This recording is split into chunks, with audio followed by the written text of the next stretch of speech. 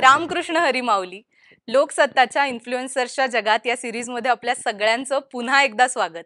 आजच्या व्हिडिओची सुरुवात थोडी वेगळं करण्याचं कारण म्हणजे आजचे आपले पाहुणे सुद्धा तितकेच भन्नाट आहेत. मुंबईची लोकल ही लाईफलाईन म्हणून ओळखली जाते आणि या लाईफलाईनचं हृदय म्हणजे त्यातले प्रवासी.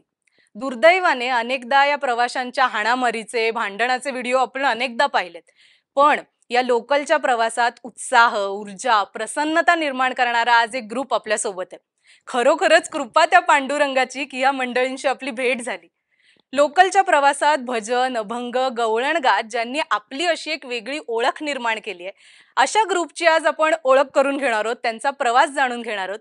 त्याच्यामुळे अजिबात वेळ न दवडता भेटूया कृपा त्या पांडुरंगाची या भजन मंडळाला. नमस्कार. नमस्कार. तुम्हा सगळ्यांचं लोकसत्ताच्या इन्फ्लुएन्सर्सच्या जगात खूप खूप स्वागत. आणि सगळ्यात आधी तुम्हा सगळ्यांचे खूप आभार की तुम्ही इतका वेळ काढून म्हणजे कामाच्या दिवशी आलायत, त्यासाठी खूप आभार. सो सुरू करूयात. अजिबात टेन्शन घेऊ नका. तुम्ही बघताय खरं तर आपल्याकडे एकदम मिक्स्ड कॉम्बिनेशन आहेत, सगळे आहेत, सगळ्या वयोगटातले स्त्री पुरुष सगळे आहेत, त्याच्यामुळे आज गप्पांना धमाल येणार आहे. ओके, सो सगळ्यात आधी मला ओळख करून द्या सगळ्यांची. माझं नाव सुहास संतोष भांडागरे. माझं नाव सुरेंद्र प्रकाश मंडलिक. नमस्कार. अविनाश अनंत आंबरे. मी सानिका अशोक कंसे. सौ साधना पाटील. सादा लाडके. माझं नाव ऋतुराज मोहन दिवेकर. दशरथ दगडू कोंढावळे. आणि तुम्ही सगळे कुठले आहात, म्हणजे कुठे राहता? म्हणजे तुम्हाला मी ट्रेन मध्ये बघतो, ट्रेनच्या पलीकडे कुठे राहता, कुठे उतरता? डोंबिवली. सगळे डोंबिवली, कल्याण डोंबिवलीचा ग्रुप आहे ना? हा, सांगा, एकेकाने सांगितलं तरी चालेल. मी डोंबिवलीला राहतो. मी दिवेला राहतो. साधारणतः प्रवास डोंबिवलीवरनं सुरू होतो आणि विक्रोळीला मी उतरतो. ओके. माझा प्रवास कल्याणवरून ते घाटकोपर पर्यंत. माझा डोंबिवली ते विद्याविहार. विठ्ठलवाडी ते सीएसटी. बापरे. डोंबिवली ते कुर्ला. मुरुड ते सीएसटी. ओके, म्हणजे तुम्ही सगळे वेगवेगळ्या ठिकाणून चढता. मग असं काय एक ठराविक ग्रुप आहे का? कुठली ट्रेन आहे आणि कुठला कसा ठरवलेला डबा आहे तुमचा? सगळे वेगवेगळ्या ग्रुपचे आहेत. म्हणजे तुम्ही एकत्र कुठल्या ट्रेनला असता असं नाही ना? कधीतरी क्वचित एखाद वेळेस सगळे. म्हणजे सगळ्यांचे असे किती ग्रुप आहेत वेगवेगळे? असं नाहीये, प्रत्येक ट्रेनच्या फ्रिक्वेन्सीवरती डिपेंड आहे. ओके, मग प्रत्येकाची ट्रेन वेगळी आहे. ऍज ऑफ नाव 352 मंडळं रजिस्टर्ड आहेत भजनांची, लोकलची, इन्क्लुडिंग सेंट्रल, वेस्टर्न आणि हार्बर तिन्ही लाईनची मिळून. ओके. त्याच्यामध्ये असं नाहीये की एकाच पर्टिक्युलर ग्रुपमध्ये आपण जातोय. ज्या आपल्या टायमिंग नुसार, समजा कधी लवकर येतो कधी उशिरा होतो आपण, तर त्या टायमिंग नुसार डब्यांची भजनं जिथे आवाज येतो तिथे चढतात. ओके. मग त्या भजनाला जॉईन होतात, मग तोच आपला ग्रुप. अरे वा. अशी तुम्ही अनुभवलेले किती ग्रुप्स आहेत? माझा तर तोच अनुभव. मला म्हणजे घरातलं करून मग बाहेर मी पडते. तर माझा जो ग्रुप आहे स्वतःचा 747चा डोंबिवलीचा, तो जर मिस झाला तर मग त्याच्या पाठचा पण भजनाचीच ट्रेन पकडायची, दुसरी मी कुठली पकडत नाही. आणि तुम्ही दोघी तर म्हणजे विशेषतः जनरल डब्यातून प्रवास करता. जनरल डब्यात लेडीज पेक्षा बरं पडत असेल ना? हा, लेडीज मध्ये म्हणजे कसं असतं की सीट कधी भेटतं, मोबाईल कधी बघायला भेटतो आणि झोपायला कधी भेटतो, बस या 3च असतात गोष्टी. पण मला तसं म्हणजे करण्यापेक्षा मला ह्याच्यामध्ये माझे घराणंच म्हणजे वारकरी सांप्रदायिक आहे, त्याच्यामुळे मला पहिल्यापासूनच भजनाची आवड आहे. 2000 म्हणजे लॉकडाऊन जेव्हा संपला तेव्हापासून मी 747ची लॉकडाऊन पासून ट्रेन मी पकडते. लॉकडाऊन मध्ये होता का ग्रुप? नाही, लॉकडाऊन झाल्याच्या नंतर. लॉकडाऊन मध्ये कोणीच नव्हतं. तुम्ही ओळखत होता तोपर्यंत? अविनाश आणि आम्ही लॉकडाऊनच्या आधीपासून होतो आणि आमचं भजन कल्याण ते परेल असतं. 7-9ची गाडी असते. ते जवळजवळ भजन 25 वर्ष झालं चालू आहे. त्या एकाच गाडीमध्ये? एकच गाडी. अरे बरीच मंडळ आहेत अशी बाकी. आम्ही तिघं एका गाडीत. आम्ही मोस्टली एकाच गाडीत. आणि सुहास, तुम्ही कुठल्या ग्रुप मध्ये असता? आणि सदागदा. तुम्ही एका गाडीचे. ऋतुराज पण माझे 2 ग्रुप आहेत. एक तर सकाळी डोंबिवली सीएसटी 747 आणि संध्याकाळी दादर कल्याण 713ची, असे 2 ग्रुप आहेत. म्हणजे मोस्टली श्री स्वामी समर्थ प्रासादिक भजन मंडळ हा 747चा ग्रुप आहे आणि 713ला श्री साई भजन मंडळ हा 713चा ग्रुप आहे. असे मी 2 ग्रुप करतो. म्हणजे येताना सकाळी डोंबिवलीवरनं आपला स्वामी प्रासादिक भजन मंडळ आणि जाताना दादर कल्याणला साई भजन मंडळ. आणि असं कधी ऑफिसमध्ये उशीर झाला तर ऑफिस उशीर झाला ना तर मग कधी ट्रेन मिळते नाही मिळणार, मग असं एकदम तो प्रवास असं केविळवाणं होऊन जातो की यार लटकत जायचं, काय कानावर पडत नाही काय नाही, मग तर एकदम असं प्रवास झाल्यासारखा वाटत होता. प्रवासच संपत नाही असं वाटतं. संपत नाही असं वाटतं. अविनाश, तुम्ही खूप एक इंटरेस्टिंग मुद्दा सांगितला. 352 मंडळं रजिस्टर्ड आहेत, बरोबर? नेमकी काय ही म्हणजे रजिस्ट्रेशन म्हणजे काय पद्धत आहे? तर बेसिकली काय होतं की बऱ्याचदा वारकरी संप्रदायाच्या नियमांचं उल्लंघन पण होतं भजनांमध्ये. तर त्या संदर्भांना अनुसरून आपण एक संत सामाजिक रेल्वे प्रसादिक भजन मंडळाची एक कमिटी स्थापन केलेली आहे सध्या. ओके. ती ओरिजिनेट होते CST वरूनच.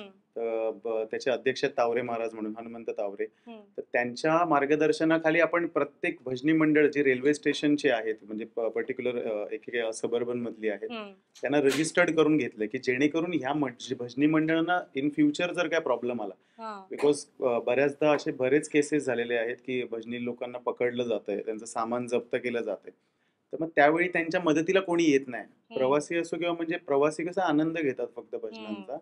जेव्हा आपल्याला पकडतात ट्रेनमध्ये तेव्हा त्यांच्याबरोबर कोण उतरत नाही, बापरे मला कामावर जायचंय असं सांगून जो तो आपले हात काढून घेतो. तर त्या मुवमेंटला एक कोणीतरी आपल्याला बॅक सपोर्ट करावा, ह्या अनुषंगाने ती एक कमिटी स्थापन केलेली आहे. तर त्या कमिटीच्या अंडर 352 भजनी मंडळ ॲज ऑफ नाव रजिस्टर्ड आहेत. म्हणजे सर म्हणजे म्हणजे आपल्या इथे तिन्ही लाईनमध्ये जर कोणत्याही भजनी मंडळाला काही प्रॉब्लेम झाला तर त्यांची मदत करायला त्यांच्या स्पॉटवरती त्या ठिकाणी ती कमिटी पोहोचते. ओके. आणि हे कसं असतं म्हणजे रजिस्ट्रेशन कसं करायचं, कुठे करायचं? फॉर्म देतात ते तुम्हाला, एक CST ला त्यांच्याकडून वार्षिक एक सभासद वर्गणी असते, ती तुम्हाला फी भरायची असते जी काय असेल ती, त्यांच्या अंडर मग रजिस्टर्ड होतात ते. ओके. आणि मग ते ग्रुप हेड जो असतो तो करतो की कसं काय? ग्रुप हेड म्हणजे मंडळाचा अध्यक्ष आणि खजिनदार ह्या दोघांची नावं घेतात आणि त्याच्या व्यतिरिक्त मंडळातल्या सभासदांची नावं त्याच्यामध्ये घेऊन ठेवतात ती लोक. ओके. आणि मग त्या मंडळात आता प्रत्येक मंडळ म्हटलं की ते नव्याने जोडली जाणार ना लोक, मग बरेच लोक असतात. खूप मोठं म्हणजे सभासद वर्गणी किंवा सभासद नोंदणी हा खूप म्हणजे वास्ट प्रोसेस आहे, ती वाढतच जाते मग, कारण भजनी लोकांना म्हणजे अटॅच होतात बरीच लोक येऊन. ऑफकोर्स. म्हणजे आज आमच्याकडे ऐकायलाच इतकी जण आली आहेत, तुम्हाला ऑफिसमध्ये आल्यापासून भेटतात, त्यावरूनच कळते की लोकांना आवड आहे पण कुठेतरी वेळेचा अभाव असतो आणि या सगळ्या गोष्टींमुळे मागे होत जातं. मला आता सुहासला प्रश्न विचारायचा आहे की भजन तुम्ही करताय, तुम्ही म्हटलं तसं 25 वर्षांपासून अनेक ग्रुप्स आहेत असे, पण युट्यूबच्या माध्यमातून ते दाखवावं हे कधी सुचलं आणि त्याची कधी सुरुवात झाली? 2023 ला युट्यूब चॅनल ओपन केला. ऍक्च्युली कसं आधी अविनाश दादाचं युट्यूब चॅनल होतं, त्यांची भजन तर मी नेहमी बघतच असायचो. तर मग म्हटलं ठीक आहे आपण पण एक नवीन युट्यूब चॅनल ओपन करूया, जे लोक एवढे चांगल्या पद्धतीने भजन वगैरे बोलतात ते लोकांपर्यंत पोहोचले पाहिजे, या हेतूने ओपन केलं होतं. आणि त्याला कसा सुरुवातीला कसा होता रिस्पॉन्स? सुरुवातीला ठीक आहे, सुरुवातीला एकदम लाईटली झाली होती. नंतर मग सदाकांचे व्हिडिओ आपली व्हायरल झाली, देव पावला देव मल्हारी. त्यानंतर अविनाश दादाची एक गवलन व्हायरल झाली. त्यानंतर मग आपलं चॅनल ग्रो होत निघालं युट्यूबचं. आणि तितकाच रिस्पॉन्स इंस्टाग्राम वरती पण होता. इंस्टाग्रामला शॉर्ट व्हिडिओ आपण टाकतो, ते पूर्ण व्हिडिओ बघण्यासाठी तिकडचे पब्लिक युट्यूब वरती येतात.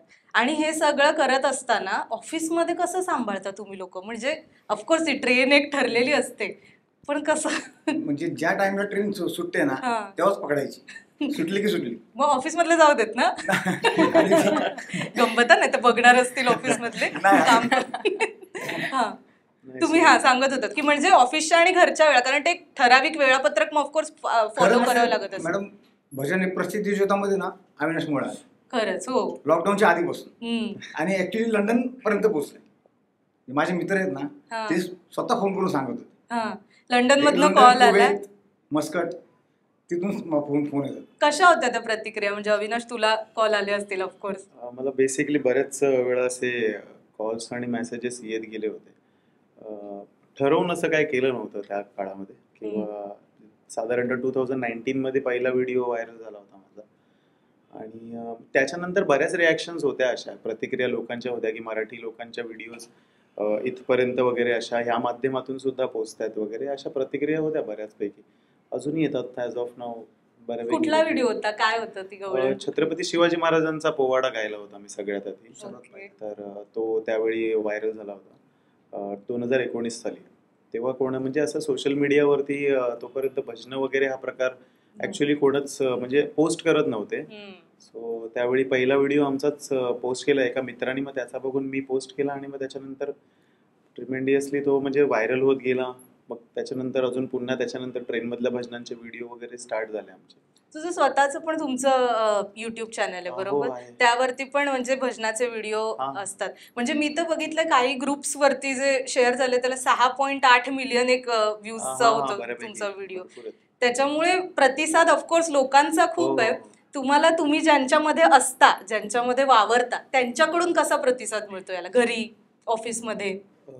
ऑफिसमध्ये स्टार्टिंगला तर म्हणजे स्टार्टिंगला एकदम वेगळी प्रतिक्रिया होती त्यांची की अरे बापरे, कारण लोक काय होत होतं की आमचा एक डिव्हिजन आहे आमची, मग वेगवेगळ्या डिव्हिजन मधली लोक येऊन तिथे भेटायला यायची. मग खालती रिसेप्शनवरनं आल्यावरती मग फोन करायला, मग एक्सटेन्शनवरती फोन येणार, मग भेटायला कंटिन्युअसली खाली जायचं वरती यायचं. तर मग बऱ्याचदा कंप्लेंट सुद्धा झालेली आहे की म्हणजे लोक भेटायला वगैरे, अरे याला प्लांटमध्ये लोक भेटायला येतात कुठे काही. आणि मी पण ह्या एरियामध्येच फिरतो, सगळे सिक्युरिटी गार्ड ऑफिसवाले ना, अरे तुम्ही त्या व्हिडिओ मध्ये आहात का, तुम्हीच कधी. त्यामुळे म्हणजे बऱ्याचदा असं पण झालेलं आहे की ऑफिशियल्स म्हणजे जे हेड डिपार्टमेंट HOD आमचे जे होते त्यांनी सुद्धा वॉर्निंग दिली होती की कंपनी रिलेटेड कोणतेही फोटोज तू शक्यतो पोस्ट करू नकोस, कारण लोक येऊन इथे म्हणजे भेटायला वगैरे येतात. म्हणजे विदिन कंपनी पण आमची कंपनी मोठी आहे बऱ्यापैकी, त्यामुळे ती लोक भेटायला वगैरे यायची. फॅमिलीकडनं ॲज ऑफ नाव अजूनपर्यंत तरी सपोर्ट चांगला आहे. फक्त फिरायला कुठे नेत नाही हीच एक कंप्लेंट आहे त्यांच्याकडून. बाकी रॅदर दॅन दॅट बाकी त्यांचा सपोर्ट अजूनपर्यंत कंप्लेंट असणार त्यांना नाही ना एकदा लोकल मधून. प्रयत्न केला होता मी, पण त्यांनी त्यानंतर प्रवास सोडून दिला. सानिका, तू कॉलेज करतेस बरोबर? कसं कॉलेज आणि म्हणजे हे सगळे तर ऑफिसच्या वेळा, तुझ्या लेक्चरच्या वेळा पण तशा कशा जुळवतेस? नाही म्हणजे मी आता SY ला आहे, घाटकोपरला कॉलेज माझं, झुंझुनवाला. तर माझं 6:45चं लेक्चर असायचं. मग मी उठायचे 4ला आणि 5:43ची ट्रेन असायची माझी. मग त्यानंतर मग थोडं लेट झालं फर्स्ट लेक्चर, म्हणजे जसा जसा सिलेबस कव्हर झाला तसं पहिलं दुसरं लेक्चर कॅन्सल व्हायचं. मग मी 7-9च्या ट्रेनला म्हणजे आले, एकदा दोनदा चढले आणि पण दुसऱ्या कंपार्टमेंटमध्ये होते. तर मी ऐकलं अरे इथे भजन आहे. आधीपासून आवड होती की अरे बघायचे म्हणजे असं कधी बॅकग्राऊंड नाही की मी कधी गायले असं भजनात. आवड तर होती पण कधी असं गायले नव्हते. आणि मग 2-3 वेळा ग्रुप सोबत आले. आमच्या भजनी मंडळाचं नाव दत्त प्रसादिक भजन मंडळ, 7-9 परेल ते कल्याण ते परेल असं. तर मग मी 2-3 वेळा गेले यांच्यासोबत, बघितलं मी पण त्यांच्या मागे बोलायचे. त्यांनी नोटीस केलं की अरे ही बोलतीये म्हणजे हिला आवड आहे. तर असं कधी यांच्या म्हणजे ग्रुपमध्ये ना कधी आमच्या लेडीज आली नव्हती आणि मी डिरेक्टली आले आणि मग त्यांनी बघितलं अरे नोटीस करतायत की हा मी बोलते. मग एकदा त्यांनी स्वतःहून अप्रोच केला, तुला बोलायचंय का? मी म्हटलं नको माझं स्टेशन आलं. विक्रोळी आली होती आणि म्हटलं मला घाटकोपरला उतरायचंय. तू 2 कडवी बोल पण बोल, 2 लाईन बोल पण बोल. सुरुवात हिने केली, फक्त एकच कडव घेतलं पण त्या एका कडव्यामध्ये भरपूर. हा, आणि पहिलाच व्हिडिओ मला बोलले की 2च लाईन बोल, तुला जेवढं येते तेवढं बोल. मग मी त्यांचंच म्हणजे एक वैभव दादा आहे त्याचं ऐकलं होतं, मग मी त्याच्याच लाईन बोलले थोड्या. मग मी म्हटलं दाखव ना. हा म्हणेल थोडक्यात, उत्तर संपलं की म्हणून दाखव. आणि मग त्याच्यानंतर बोलले मी. आणि मला पण माहित नव्हतं की अरे कोणी व्हिडिओ काढते आपला की असं काही. मी मग संध्याकाळी हॉस्पिटलमध्ये गेली मम्मीला घेऊन. पप्पा होते, पप्पांना आत्याने व्हिडिओ पाठवला, सेंड केला, फेसबुकवरती आला होता तेव्हा तो. आणि मग पप्पा म्हणते ही तूच आहे का? म्हटलं पप्पा तुम्ही मला ओळखत नाही का? म्हणते मग तू इथे कशी गेली? मी म्हटलं अहो आज असं झालं की ट्रेनमध्ये मी गाणं बोलले आणि मग असा व्हिडिओ व्हायरल झाला. तर मग त्याच्यानंतर प्रत्येक नातेवाईकांचे फोन, अरे आपलीच मुलगी आहे का? मग म्हटलं हो. आणि मग त्याच्यानंतर मग बरेच दिवस मी गेले नाही ग्रुपला. आणि मग बऱ्याच दिवसांनी गेले यांना भेटायला. तर म्हणतात तू तर काय स्टार झाली असं तसं. मी म्हटलं हा, म्हणजे कसं थोडक्यात आहे ना, कमी दिवसात जास्त फेम भेटली मला, असं झालं ते. आणि सगळं अनएक्सपेक्टेड होतं, असं की ठरवून नव्हतं केलं अरे आपल्याला फेम पाहिजे म्हणून असं जायचं. आता काही लोक म्हणजे ट्रोलिंग करतात की अरे फेमसाठी हे काही पण करतात. म्हणजे आता मुली अश्लील व्हिडिओ बनवतात, तर आता हे भक्तीच्या मार्गातून यांना फेम पाहिजे. तर असं नाही, म्हणजे भक्तीच्या मार्गातून फेम पाहिजे असेल तर प्रत्येक लोक भक्तीत शिरले असते ना, आम्ही दोघीच नसतो ना मग याच्यामध्ये. असे वेगवेगळे लोक असतात, असं बोललं जातं. पण म्हणजे हो, कमेंट्स पण तशाच असतात. आणि मी पहिल्यांदा कमेंट्स कडे लक्षच देत नव्हते. मी म्हणजे मला आवडच नव्हती ना, अरे फेमसाठी मी हे सगळं करते. नंतर माझ्या ग्रुपमध्ये म्हटले की अरे तू कमेंट्स वाचते का? चांगल्या कमेंट्स वाचत जा, वाईट कमेंट कडे लक्ष नाही द्यायचे, चांगल्या कमेंट्स वाचत जा असं. तू म्हटलं म्हणालीस ठीक आहे. की तुला आवड होती आधीपासून, तर ही आवड कशा म्हणजे घरी वगैरे हा, आता भजनाचं पाहिजे? गावाला गेलं की कीर्तन भजन याच्यामध्ये जाऊन बसायचे मी. जागरण गोंधळ असायचं त्याच्यामध्ये, रात्रीपर्यंत जागरण कोणतं गाव असायचं. तुझं? माझं जुन्नर आळेफाटा. हा. मग तिथे मी जागरणाला जाऊन बसायचे. मग म्हणायचे की, मग ते असं कीर्तनकार बुवा पण म्हणायचे, अरे ही मुलगी बघा, सगळी माणसे आणि एकटीच मुलगी बसली आहे भजनामध्ये शेवटपर्यंत. असं मग तेव्हापासून आवड होतीच. आणि मग असं एक ऑब्सेशन होतं की अरे ट्रेनमध्ये कसं भजन बोलत असतील, की म्हणजे धक्काबुक्कीच्या याच्यामध्ये कसं वाजवत असतील, कसं बोलत असतील. मग असं एकदा ते आलं कानावर, मग मी गेले, आपोआप खेचले गेले त्यांच्याकडे. असं झालं. आणि मॅडम तुम्ही कशा जोडल्या गेलात या ग्रुप? मी जोडली गेली म्हणजे पहिल्यापासूनच ऑलरेडी वारकरी सांप्रदायिक घराणं असल्यामुळे मला काही एवढं, मी पण पहिल्यांदा कीर्तन भजन काकडा, 1 महिना कार्तिक स्नान, संध्याकाळचा हरिपाठ हे सगळं असायचं. कुठेही आरती वगैरे चालली तरी तिथे जायचं. कोणी सोबत येऊ नाही तर नाही येऊ. पण मला माझ्या आजीचा खूप सपोर्ट होता आणि माझ्या वडिलांचा पण मला लग्नाच्या आधी खूप सपोर्ट होता. त्यामुळे मी खूप बिनधास्त होते. नंतर मग लग्न झालं, मग अलिबागला आली. अलिबाग म्हणजे माझे आगरी कोळी आहेत हे. आणि मी आहे वारकरी संप्रदाय. अरे बापरे. असं झालं. मग नंतर मी पण जेवणाचं थोडंसं म्हणजे तुमचं- जेवणाचं हे नाही. पण मला माझ्या सासरच्यांचा खूप सपोर्ट आहे. खूप म्हणजे खूप. पहिलं तर माझ्या मिस्टरांचा. आत्ता पण ते असंच बोलतात, तुला जायचंय ना कुठेही भजनाला तू जा, फक्त एवढंच आहे की 10:30 ते 11 पर्यंत तू घरी ये. घरी. कारण मुलगा पण असतो ना घरी. आता जेव्हा तुमचे मग व्हिडिओ वगैरे व्हायरल होतात तेव्हा मग असं म्हणजे मिस्टरांना तर फार अभिमान फार, वाटत आणि असेल. त्यांच्यापेक्षा पण मुलाला खूप अभिमान आहे माझा. मुलगा काही खूप कौतुकाची मुलगा. एखादी म्हटलंय का आईसाठी काही त्याने कौतुक केलंय तुमचं कौतुक त्याने? केलं त्याने. बोलता, आई मला असं वाटलंच नव्हतं की तू एवढं छान गातेस म्हणून. आपण एकतर मच्छी वगैरे खाणारी माणसं आणि तू एवढं छान गातेस. मी त्याच्यासाठी पहिल्यांदा युट्यूब ओपन करून बघतो की तुझा व्हिडिओ आहे की नाही आहे म्हणून.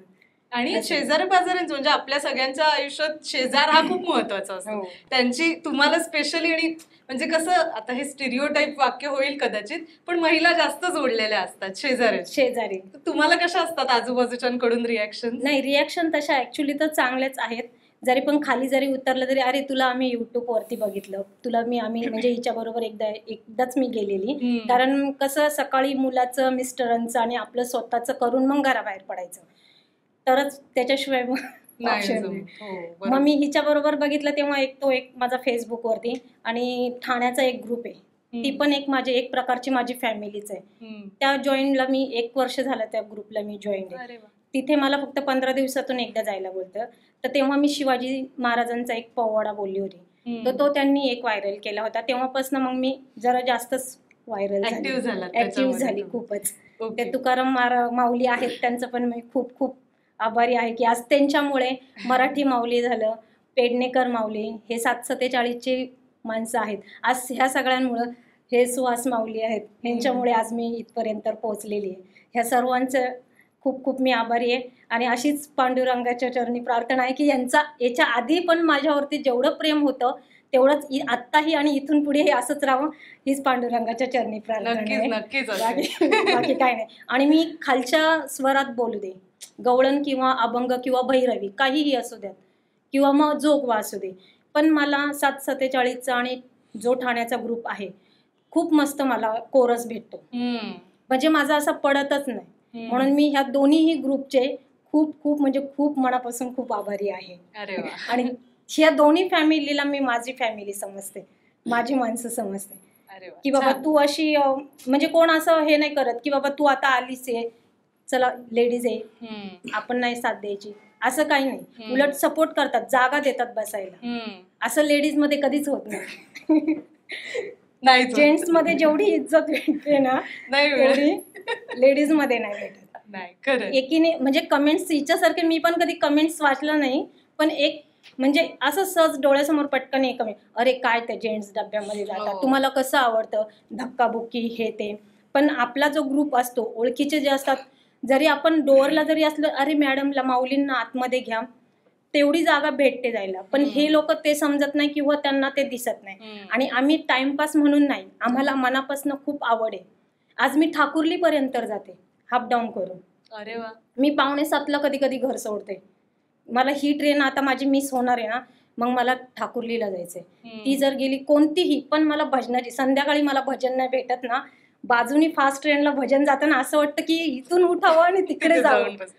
एवढं म्हणजे मन करतं, खेचून घेतं म्हणजे तिकडे आणि असं. आवडच आहे खरं तर, ज्याच्यामुळे तुम्ही पण सगळे आता एकत्र येतात आणि व्हायरल होतं वगैरे, म्हणजे ते एका व्हिडिओने आणि दुसऱ्या कोणी व्हिडिओने. पण जरी ही वाईट कमेंट्स केली तरी आम्हाला काही फरक पडणार नाही, नाही, कारण आणि आम्हाला आवड आहे मनापासून. लेडीज डब्यामध्ये हा. जाऊन याचे त्याचे केस सोडण्यापेक्षा याच्या हा, त्याची भांडणं भांडणं करण्यापेक्षा करण्यापेक्षा ते कामात आम्हाला राम परवडतं. पाहिलेली काय हरकत आहे मग त्याला. बरोबर. आणि प्रवास करताना ना हा भजन जेव्हा चालू असतं हा प्रवास पटकन संपून जातो. हो. पण असं लेडीज मध्ये जर स्टेशनच लवकर येत नाही हम्म. आणि एकदम बेकार दिवस जातो, बेकार, खूप बेकार.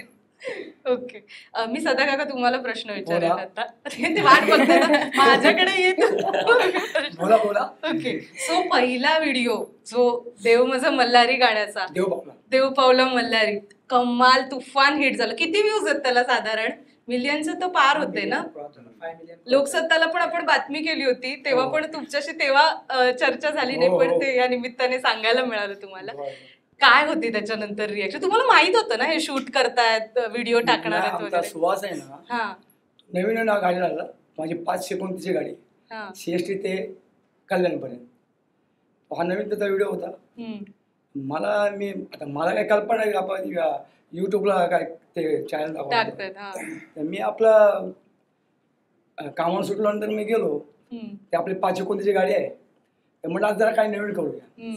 तेव्हा जय महाराष्ट्र पिक्चर होता ना आजचा शाही साबळ्यांचा, हा हा हा तो 1 महिन्यानंतर रिलीज झाला. हा. आणि त्याच्या 1 महिना अगोदर मी हे गाणं मी असंच म्हणजे आपलं कामावर सोडलं, म्हटलं आज काहीतरी वेगळं पाहिजे, हा. आपण नेहमीच भजन गातो, तर म्हटलं थोडं आपलं जरा हटके पाहिजे, जरा थोडंसं लोकांना असं आवडेल असं. तर मग मी देव पावला हा घेतला. हम्म. तो असा गेला, तुफान गेला. तर मला माहित नव्हतं. ते आमचा सचिन माझा मुलगा, हा. त्याने शॉर्ट टाकली आणि सुहासनी ते युट्यूबला टाकले. हम्म. 2 दिवसानंतर मला माझ्या बिल्डिंगचे लोक मला बोलावले, अरे बुवा तुम्ही स्टार्ट झाले. म्हटलं कसं काय? मला चिंता पडली हो. आणि मी बाहेर पडलो तर बहुतेक त्या रोडला आपला विठ्ठलवाडीला मी राहिलाय, रोडच्या बाहेर आलो तर दुकानवाले बहुतेक ते बघतातच. तर मला बोलले, अरे बुवा तू काय युट्यूबला काय होईल गाणं गायलं? तर म्हणलं नाही, बोल ट्रेनमध्येच गायलं ना मी. हम्म. अरे बोलतो जाम व्हायरल झाला म्हणे यार, तो स्टार्ट झाला. म्हटलं कसं काय स्टार्ट झालं बाबा? मग तुमचं देव पावला हे गाणं अख्या माझ्या महाराष्ट्रात गेलं. आणि बहुतेक ठिकाणी मी जातो कोणी आता समजा तर ते सेल्फी घेतात माझी. तर मला म्हणजे असं म्हणजे त्याची कृपा आहे. तुम्हाला एक सांगू का, खरं तर म्हणजे हा प्रश्नाचा भाग नाही, हा. पण गाण्यात तर आवाज भारीच आहे, हा. पण हेअरस्टाईल मुळे पण ह्यांना जाम hit आहे. म्हणजे त्या व्हिडिओ मध्ये ते एकदम असे केस आणि हा, वाजवताना वाटते वगैरे कमाल कमाल वाटत होतं. मी तुम्हाला बघा, कॉम्प्लिमेंट देताना मी प्रश्न माझा राहून गेला. तर मी विचारणार असं होते, तो व्हिडिओ व्हायरल होण्याच्या आधीपासूनच तुम्ही भजन वगैरे हो, मंडळात? मला वाटतं मी कामाला 89ला लागलो हा. मुंबईला पोटला. नंतर मग मी आमचे बंधू होते देण्या बँकवाले, त्यांचा एक ग्रुप होता, जी GPOची माणसं होती, हा. काय बँकेची होती माणसं. तर ते सकाळची गाडी वेगळी होती आणि संध्याकाळी जाणारी गाडी 5ची, हम्म. म्हणजे दादर ठाण्यापर्यंत, म्हणजे ती ठाण्यानंतर ती स्लो होऊन जायची. आणि एकूण अंबरनाथ गाडी होती. हम्म. त्या गाडीला मग पोस्टवाले होते, GPOवाले होते, माझा बंधू होता त्यामध्ये. ते मग तिथून मी त्यांच्या ग्रुपला जॉईन झालो. हम्म. मग दादर ठाण्याचा हा म्हणजे आमचा प्रवास मला वाटतं 95 झाला, 97-95. तुम्ही एकत्र आम्ही प्रवास एकत्रच करत? समजू. अच्छा. तर तो जो सुरुवात झाली म्हणजे ते आपल्या ते बुवा काय त्यांचं नाव होतं आठवत नाही मला, त्यांच्या माध्यमातूनच म्हणजे नाही म्हणजे 30-35 वर्ष झाल्या, हम्म. म्हणजे कमसे कम 30 वर्ष होऊन गेले. हम्म. तेव्हापासून हा भजन मंडळाचा प्रवास आहे हम्म. तो आतापर्यंत. इतकी वर्ष प्रवासही हो, करताय आणि आणि भजन भजन गा. सुद्धा गाताय. भजन आणि आता हे युट्यूब आल्यापासून किंवा अशा माध्यमातून समोर आल्यापासून तेव्हा काय बदल अनुभवतात? म्हणजे आता लोक जसं तुम्ही म्हणालात की हा. भजन होत होतं, हा. पण आता लोकांना असं भजन म्हणायला बघतात की जे व्हायरल पण होईल, कारण हो. ऑफकोर्स आता ती हा. युट्यूबची Trending. गणित हो. ट्रेंडिंग गणित आहे. त्याच्यात आता ह्याचा तर ते मुळीच नव्हतं मध्ये तरी कारण काय? त्याचा एक भाग झाला. तर तुम्हाला काय बदल जाणवतात तेव्हा जी भजनं व्हायची आणि आता जी भजनं होतात? आता त्या टायमाला त्या म्हणजे गाथ्यामधली म्हणा, म्हणजे जे आपला वारकरी संप्रदाय हम्म. त्याला धरून ते चालायचे भजन. आता सगळा जमाना बदलला, युट्यूब आला वगैरे, फोन आले वगैरे, त्यामुळे कसं काही लेटेस्ट भजन आहेत काही म्हणजे जे आत्ताचे लेखक लिहितात ते, हा, आधी तसं. संत ज्ञानेश्वरांनी यांनी हा. त्यांचे अभंग लिहून ठेवले ते आधी बोलायचे. आता हे थोडंसं नवीन changes. नवीन Changes. गीतकार थोडं करतात ते. changes. तुम्ही कोणी लिहिता का तुमच्या? अविनाश, तू काही नाही, अभंग मी स्ट्रॉंगली बिलीव्ह करतो की वारकरी संप्रदायातलेच अभंग गावेत. तेच म्हणजे ना. मी फॉलो करतो साधारणतः ते तरी. बिकॉज कसं आहे की आत्ताचे लेखक लिहितात, ते खूप चांगली गोष्ट आहे. इन्स्पायर होऊन तुम्ही लिहिणं ही खूप चांगली गोष्ट आहे. पण नवीन काहीतरी मिळण्याच्या नादामध्ये आपण जुनं काहीतरी मागे टाकून विसरतोय. ह्या गोष्टीवरती माझा ऍक्च्युली बिलीव्ह नाही आहे. त्यामुळे मी स्ट्रॉंगली पहिल्यापासून मी वारकरी संप्रदाय खूप स्ट्रॉंग पद्धतीने फॉलो करतो. की म्हणजे कारण प्रत्येक भजनाचे नियम वेगवेगळे आहेत. वारकरी संप्रदायाचे नियम वेगळे आहेत, कीर्तनाचे नियम तुमचे वेगळे आहेत, भारूड असेल तिथे वेगळे आहेत, गोंधळ असेल तिथे वेगळे आहेत. त्यामुळे प्रत्येक ठिकाणी तुम्ही ज्या ठिकाणी सुद्धा जाताय तिथे तुमचा पाया तुम्हाला विसरता कामा नये, याच्यावरती माझा भर असतो. त्यामुळे मी शक्यतो ट्राय करतो की वारकरी संप्रदायाचेच नियम फॉलो करावे. अभंग गाणी वगैरे आमच्या इथे जाकडी नृत्य कोकणातलं तर फेमस आहे, गणात आवरे मला बावरे. तर त्यामुळे ती गाणी वगैरे मी स्वतः लिहितो सुद्धा. बट ती म्हणजे सोशल प्लॅटफॉर्म वरती मी कधी आजपर्यंत पोस्ट नाही केली ती. आम्ही कधी ऐकणार ती आता? कधी ऐकू शकतो? एखादं ऐकवा बरं. मला सानिकाचं पेंडिंग आहे, आता अविनाश पण आपल्याला ऐकवणार आहे बरं नंतर. हा, तुम्ही बोलत होतात की बदल जाणवतोय. हा, कसं आहे आता जमाना बदलला, माणसंही बदलली.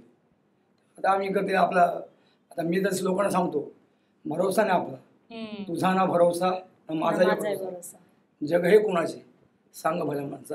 हे दादांचं गीत म्हणजे प्रल्हाद शिंदे त्यांच्याकडून म्हणजे मी असं ऐकायचो. ते गीत फार सुंदर, म्हणजे आपण घ्यायचो. तो मी म्हणजे लय लोकांनी त्यांनी ऐकलं, भरपूर लोक.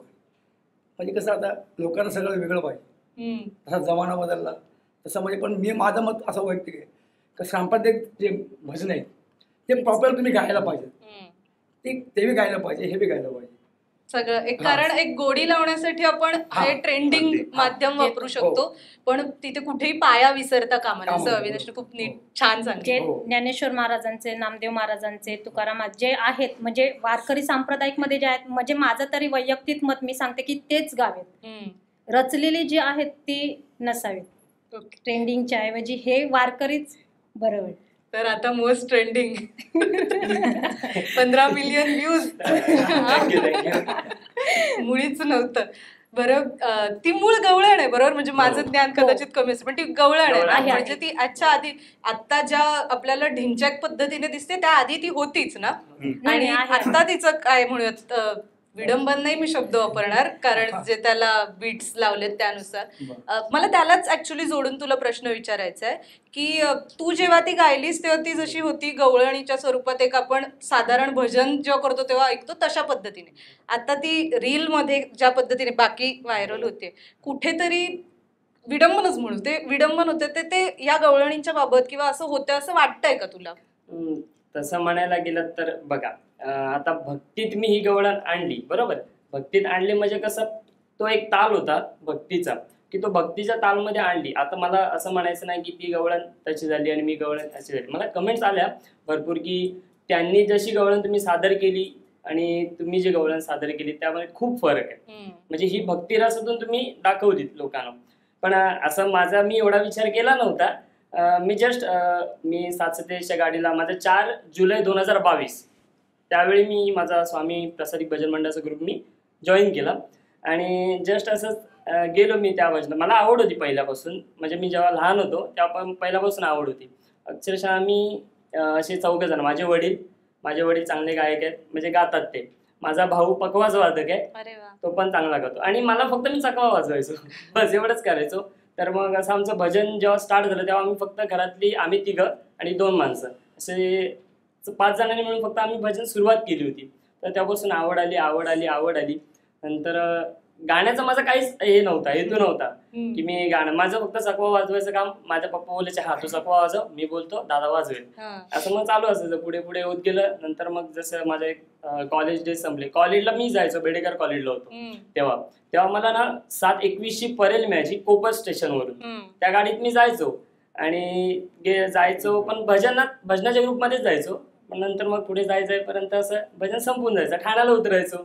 त्यामुळे तेव्हा काय मला चान्स मिळाला नव्हता. आणि नंतर असं भीती वाटायची, यार आपण एवढ्या लोकांसमोर कसं बोलायचं. आणि ती एक दरार असतो त्या लोकांचा की त्यांना सवय असते, पण मला सवय नव्हती. तर मी त्या दिवशी मग गेलो ट्रेनमध्ये. तर माझे वडील त्या ट्रेननी प्रवास करायचे, जे मी आता 747ला जातो त्या ट्रेननी प्रवास करायचे. तर ओळखीचे होते बरेचसे. आणि पप्पांनी त्यांना आधीच सांगितलं की माझा मुलगा आधी जातो तर ह्याच्यावर लक्ष ठेवा असं सांगितलं होतं की याच्यावर लक्ष ठेवा, दरवाजावर उभा राहील म्हणून.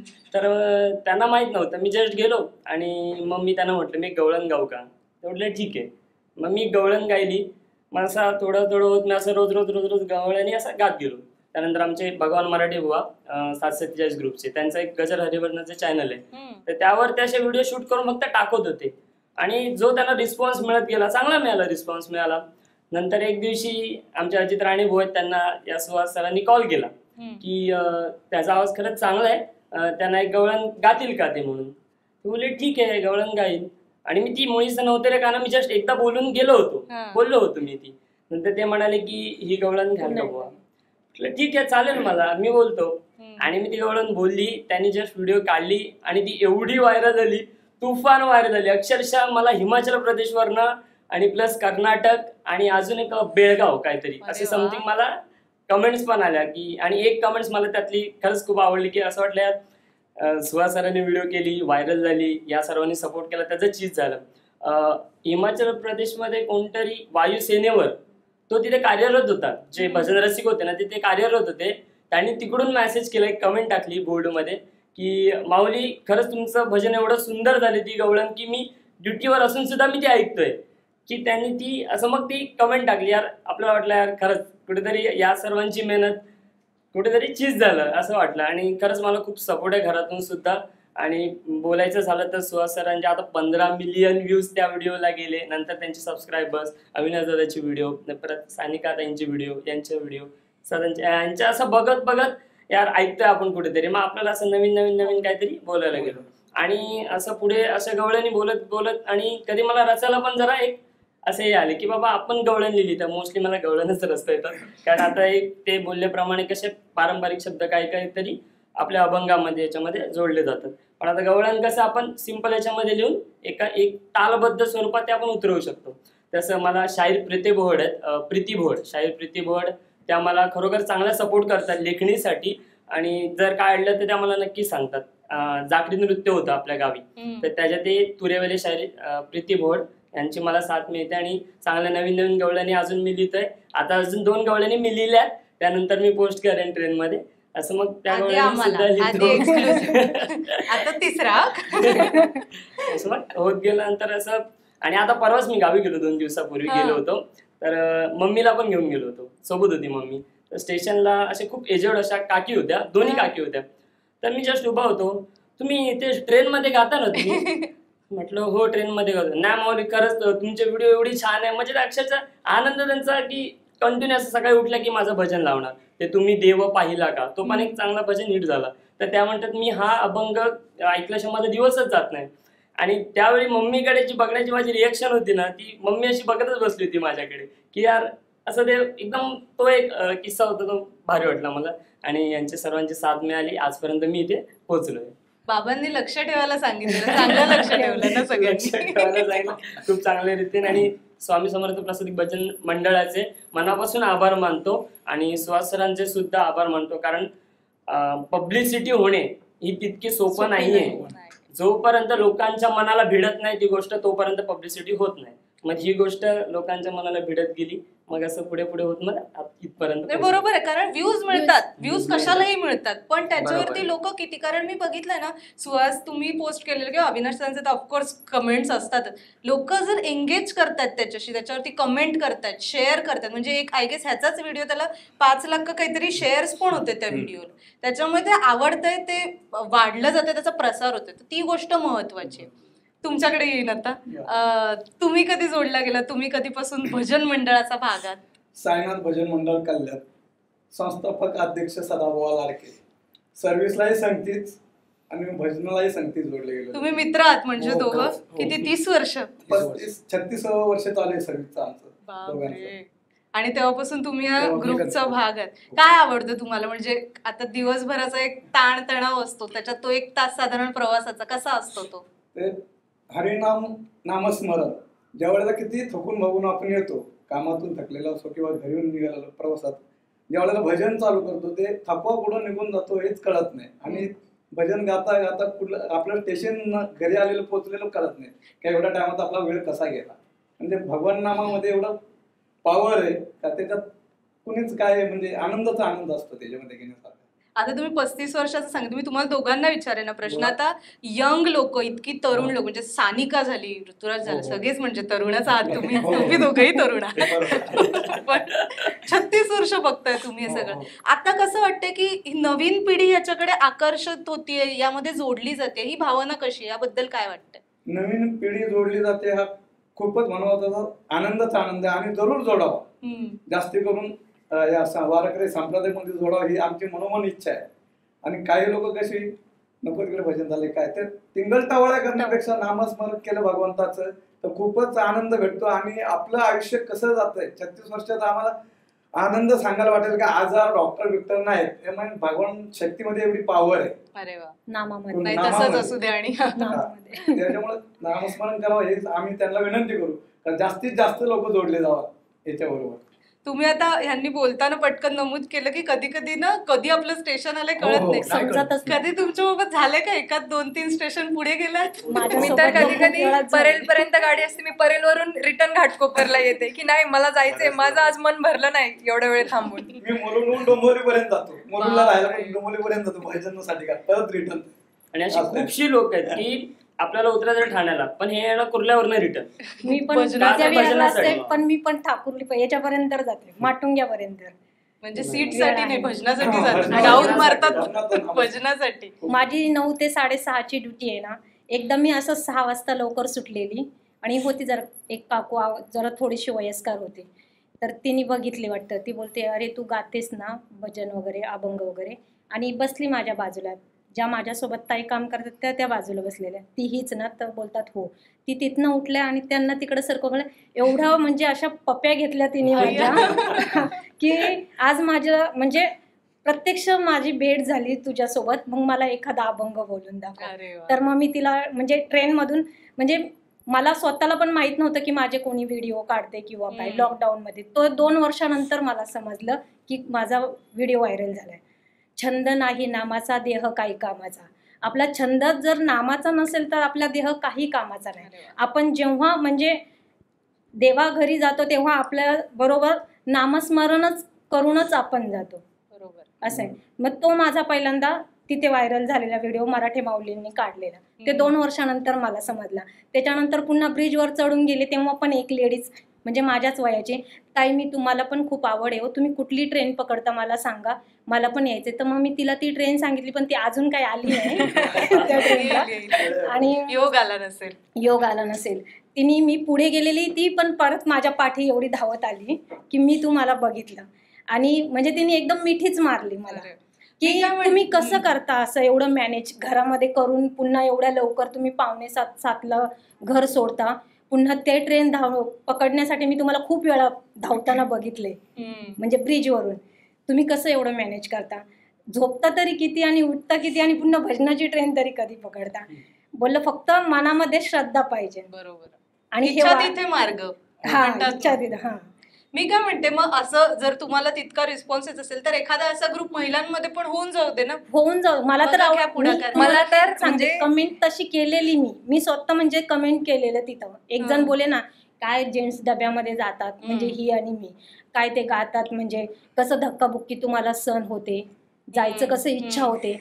मी बोलला आम्हाला धक्काबुक्की होते का नाही होत हे परमेश्वराला ना आम्हाला माहिती. आम्हाला जागा आपोआप देव देतो, आम्ही जागा द्या बोलतच नाही. तुम्ही या, म्हणजे तुम्ही एकदा दोनदा या, तुम्हाला कळेल या नामामध्ये किती ताकद आहे ती, तर तुम्हाला समजेल काय ते. मग धक्का लागतोय की नाही लागत, की कोण देणारा आहे तो स्वतःहूनच मागे सरकेल, हे परमेश्वर बघून घेईल.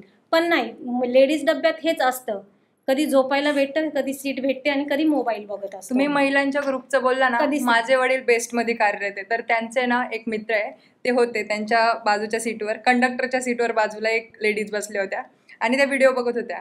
तर ते पप्पांचे मित्र म्हटले ही माझ्या मित्राची मुलगी आहे. तर बोलता प्लीज तुम्ही मला त्यांचा नंबर देता का. मग त्यांनी त्या लेडीजने माझ्या पप्पांचा नंबर घेतला, पप्पांनी माझा नंबर दिला आणि ते म्हटले की आम्ही पण स्टार्ट करायचे आपल्याला, तू येशील का म्हणून.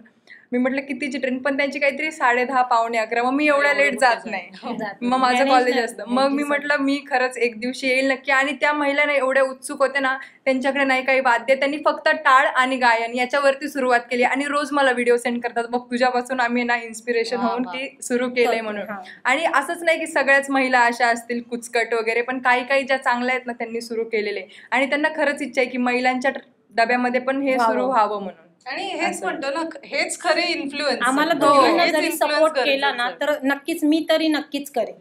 आणि आता मी पुण्याला गेले होते फिरायला, तर तिथे पण स्टेशनवरती तुम्ही याल का आमच्या ऑफिसला, तुम्ही तेच ना. मी म्हटलं अरे पुण्याला या सेंट्रल लाईनला ठीक आहे, अरे तूच ना असं खूप. म्हणजे रोज मेट्रो व्हर्जन रोज 5-6 जण भेटतातच की अरे तूच ना ती म्हटलं हो मीच ती. मग ते आल्यापासून पण सानिका हिट आहे ऑफिसमध्ये पण आमच्या. सानिका, सदा काका, ऋतुराज, म्हणजे त्यांच्याकडून कशी जास्त, म्हणजे त्यांची व्हिडिओज खूप व्हायरल झाले होते त्याच्यामुळे. आता हा सगळा भजनाचा, छंदाचा, आवडीचा मुद्दा झाला. याला समोर आणण्यासाठी जे माध्यम ठरलं युट्यूब, टेक्निकल बाजू पण तितकीच सांभाळावी लागते. म्हणजे मी अविनाश आणि सुहास तुम्हाला स्पेसिफिकली विचारेन, ट्रेनमध्ये व्हिडिओ तिथे चढणं किती कठीण असतं सगळ्यांना माहिती. व्हिडिओ कसे शूट करता, काय नेमकं, कशी पद्धत, कसं मॅनेज करता एकेकाने? सुहास तुझ्यापासून सुरू करूया. ठीक आहे, व्हिडिओ करताना वगैरे त्रास वगैरे खूप होतो, गर्दी वगैरे पूर्ण धक्काबुक्की वगैरे चालूच असते. पण ते एकदा त्याच्यामध्ये गुंतून गेल्याच्या नंतर एवढा काय त्रास वगैरे जाणवत पण नाही. कधी टाइम वगैरे निघून जातो, चांगले आपले व्हिडिओ वगैरे भेटतात. भजनामध्ये आपण पूर्ण दंग असतो. मोबाईलवरच शूट करता ना, आणि सगळं आवाजाचं वगैरे सगळं मोबाईलच्या ह्याच्याने होऊन जातं. त्याला एडिट वगैरे मग कधी, कारण तुम्ही सगळे वर्किंग आहात, कॉलेज करता, घरी जाऊन जो फ्री टाइम भेटेल त्यामध्ये एडिट वगैरे करायचा, कारण डेली व्हिडिओ पोस्ट झाली पाहिजे. मध्ये एकदा असा इश्यू झाला होता की मी मध्ये गावी गेलो होतो मी गेल्या वर्षी, तर 4-5 दिवस व्हिडिओ टाकली नव्हती. तर मग खूप जणांनी कमेंट्स वगैरे केल्या की दादा तुम्ही व्हिडिओ का टाकत नाही, व्हिडिओ टाका. पण ठीक आहे, आपल्याला पण जरा बरं वाटलं मला पण, बाबा ठीक आहे कोणतरी आपल्या व्हिडिओची वाट बघतंय. मग तेव्हापासून ते मी कंटिन्यू केलं ना. आता एकही दिवस मिस नाही करत मी. दर दिवशी माझं मध्ये कामच मी हे केलंय की मला काही करून दर दिवशी व्हिडिओ पोस्ट करायचीच आहे. शेड्यूल बनवलंय तसं त्याच्याभोवती. आणि आता अलीकडेच कृपाता पांडुरंगाची चॅनलचे पण 1 लाख सबस्क्रायबर झाले. म्हणजे भजनाच्या माध्यमातून 1 लाख सबस्क्रायबर ही खरंच खूप मोठी गोष्ट आहे, कमेंडेबल. कमी वेळामध्ये झाले ते. ऍक्च्युली मी अविनाशचं युट्यूब चॅनल बघूनच आपण हे केलं होतं. तर मग मी असे एक म्हणजे हे केलं होतं की 2027 पर्यंत मला सिल्वर बटन भेटेल. एक 4-5 वर्षाचा असा गॅप पकडला होता. पण ठीक आहे, 15 महिन्याच्या आतच आपल्याला भेटलं. कसं वाटलं आणि जेव्हा सिल्वर बटन आलं? तो रील पण आहे बरं, आपण अपेक्षा केलीच नव्हती पहिली गोष्ट. ते अचानक एकदम. आणि त्यांनी सांगितलं होतं मला, जेव्हा त्यांनी स्टार्ट करायला गेले होते ना, त्यांनी एक माझा किस्सा शेअर केला. यार काय, त्यांचे मित्र बोलायला लागले, अरे काय कोण बघणार आहे यार या व्हिडिओ, कोण तुला सपोर्ट करणार या व्हिडिओ. आता कसं जगरी मगरी व्हिडिओ त्यांना पाहिजेत आणि वेगळंच असं काहीतरी पाहिजे. पण त्यांनी बोलले नाही ठीक आहे मी करेन, माझं मी स्तब्ध आहे, मी त्या व्हिडिओ टाकेन, मला जसा रिस्पॉन्स मिळेल तसा रिस्पॉन्स मिळाला. आणि आता तुम्ही बघताय खूप जण म्हणत होते की आजच्या तारखेला भजन वगैरे कोण हे करणार आहे, काहीतरी तू दुसरं चालू कर. ठीक आहे ना, आता जे हे केलंय आणि आपलं नाव पण युट्यूबचं चांगलं आहे, लोगो वगैरे. कृपाच्या पांडुरंगाची मी तर खरंच म्हणेन, त्या पांडुरंगाची खरंच कृपा आहे. आणि ते त्याच्यासाठी 1 महिना पण आपण घेतला, कारण नाव काय टाकू ते पण मला समजत नव्हतं. मग कसं ठरलं फायनली? ऍक्च्युली घरी असताना संडे होता, तर म्हणजे भावाने ना गाणं लावलं होतं, ते कृपाच्या पांडुरंगाचे एक भजन आहे ते लावलं होतं. मग त्यामधून मी म्हटलं ठीक आहे, कृपाच्या पांडुरंगाचे आपण नाव आपल्या युट्यूब चॅनलला टाकूया. तो लोगो वगैरे बनवून घेतला. ते सगळं स्वतःच केलं की लोगो मी बाहेर येऊन बनवला. ओके. ऍक्च्युली माझ्या वाईफचा भाव आहे ना, त्याने मला लोगो वगैरे बनवून दिला. ओके, म्हणजे सगळ्यांचं कुटुंबाचं पण तेवढंच पाठबळ आहे. आणि मग सिल्वर बटन मिळाल्यावर घरी कशी रिॲक्शन होती? ठीक आहे, असं शब्दामध्ये नाही सांगू शकत. ज्या गोष्टीची आपण अपेक्षा केलेली नाही, म्हणजे एक स्वप्नच असं वाटत होतं. शब्दामध्ये नाही सांगू शकत, पण रील मध्ये आहे चॅनल वरती, ती जाऊन बघा. मी तुमचं पण प्रमोशन करणार सगळं. अविनाश दादा, मी तुम्हाला पण तेच विचारेन की युट्यूब मध्ये, कारण तुमचं युट्यूब सगळेच म्हणतात की अविनाश दादाचं युट्यूब चॅनल बघून इन्स्पिरेशन मिळाले, तर कशी केली सुरुवात युट्यूबवर टाकण्याची, ते सगळं टेक्निकल बाजू सांभाळण्याची? युट्यूब वरती ऍक्च्युली मी 2019लाच स्टार्ट केले होते व्हिडिओज वगैरे. आणि same as it is lockdown मध्येच मला सिल्वर बटन मिळालं होतं साधारणतः. घरच्यांच्या रिॲक्शन बऱ्यापैकी होत्या. आणि यूट्यूबवरती टाकणं हा काही म्हणजे माझा ॲक्च्युली म्हणजे मोटिव्ह नव्हताच. ठीक आहे, मी सुरुवात जेव्हा केलेली तेव्हा मी फेसबुकवरनं सुरुवात केली होती. तेव्हा फेसबुकला मला बऱ्यापैकी पटापट रिस्पॉन्स चांगला मिळत होता. आणि मग ते बघून मला 1-2 मित्रांनी माझं सजेशन असं केलं होतं की यूट्यूबला सुद्धा बरीच पब्लिक आहे जी म्हणजे फेसबुक प्रेफर करत नाही, ते यूट्यूब प्रेफर करतात, यूट्यूब शॉर्ट्स बघणं प्रेफर करतात. तर त्यामुळे म्हणजे तिथे पण तू पोस्ट करायला सुरुवात कर. मग त्यांचं ऐकून मी कोविडच्या थोडं अलीकडे 1-2 महिने आधी मी पोस्ट करायला सुरुवात केली होती तिकडे, आणि मग नंतर मग त्याला सबस्क्रायबर्स वगैरे जॉईन झाले बऱ्यापैकी, आणि मग त्याच्यानंतर मग ते पोस्ट होत गेले. आमच्या दत्तप्रसादिक भजनी मंडळातल्या लोकांचे पण खूप मनपूर्वक आभार, की बऱ्याचदा असं झालं की म्हणजे मी व्हिडिओ स्वतः गाताना मी स्वतः कोणाला सांगू शकत नव्हतो की व्हिडिओ काढा किंवा काय.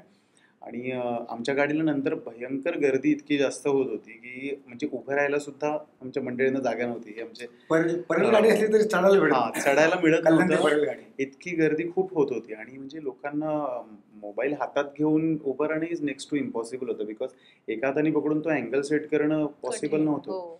अशा वेळी जी आमची मंडळी जी समजा उभी होती ते आपसूक स्वतः व्हिडिओ काढून मग ते स्वतः फॉरवर्ड करत होते की दादा मी तुमचा व्हिडिओ काढला, मी तुम्हाला पाठवतो, मग तुम्ही पोस्ट करा तो असं.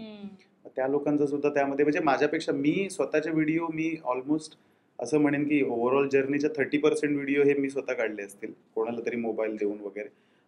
इदर दॅन दॅट 70% व्हिडिओज हे सगळे म्हणजे बाकीच्या लोकांनी काढून मग मला फॉरवर्ड करून मग त्यांनी सांगितलंय, त्यांनीच म्हणजे त्यांचा सपोर्ट खूप जास्त राहिलाय माझ्या या आजपर्यंतच्या जर्नीमध्ये असं म्हणेन.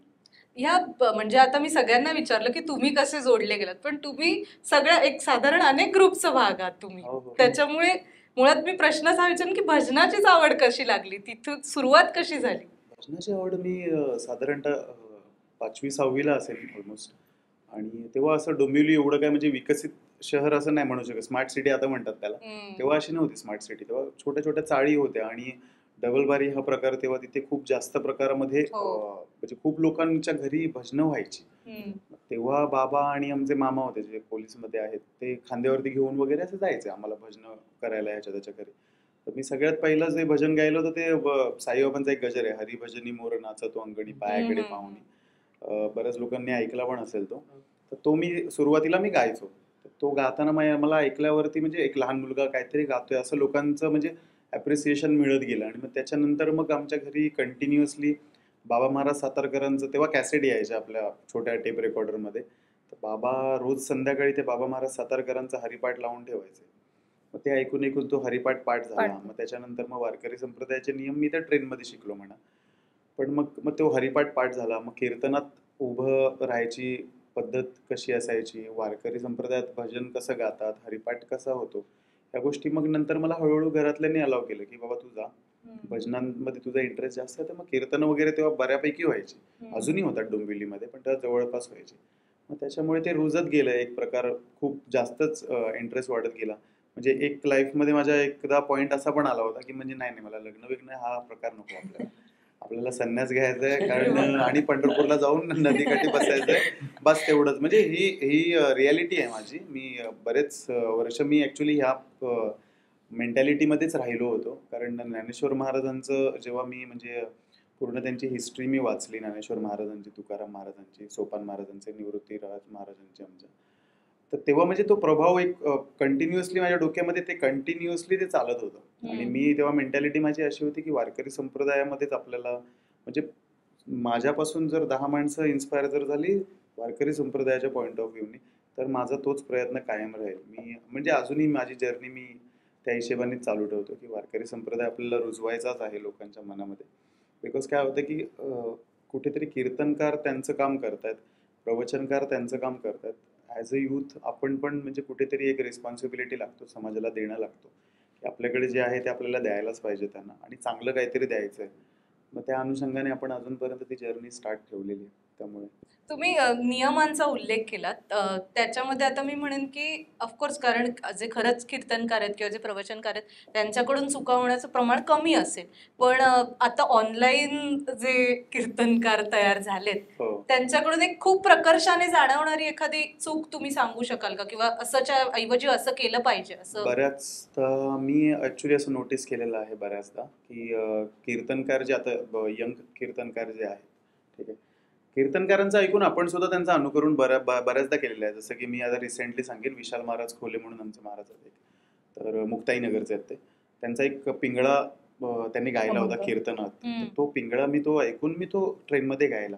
सो फर्स्ट ऑफ ऑल मी तर असं सांगेन की कीर्तनकारांकडून सुद्धा तुम्हाला काय गायचंय याच्यावरती तुमचा भर असला पाहिजे.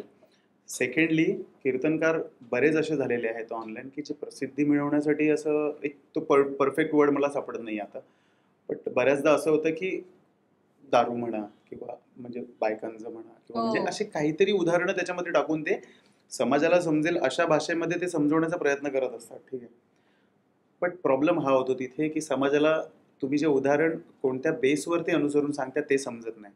तुमचं उदाहरण ते ॲज अ जोक घेतात.